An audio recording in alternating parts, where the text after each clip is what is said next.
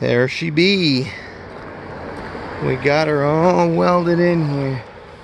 There's our old cleat box with the end knocked off and our new one arc welded in, tagged all around. I did work on this with the wire brush real briefly, but this comes and goes no problem.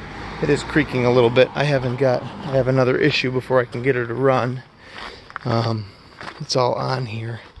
Several different things, but most importantly, the auxiliary hydraulic. There's the one, but the other one here, I pulled the plug out, and it's just a rusted cake of trash from standing water. Must have gotten in there somehow. So I have to pull that back to here and take that piece up the street to the dealer and have him make me a hose, and then I can connect my hoses and set the outriggers down and run this a little bit. I gotta grease everything.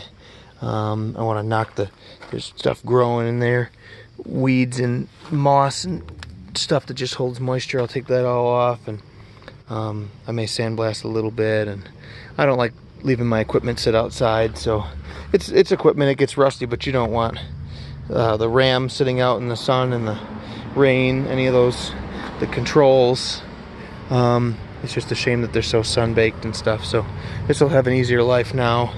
And there's some other supplementary reinforcement that jumps from here to the body of the machine, or it should, that I haven't installed yet. So, but generally speaking, this has been attached.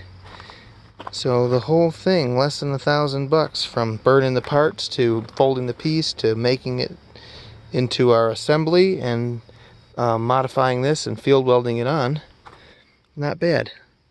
So now we can go to work on that little pole barn conversion. We're going to dig all of our footing holes with this guy in the next few days, just as soon as we can address everything that I just mentioned. But that's a cool little custom fabrication that I thought was worth showing. Thanks for watching. We'll see you.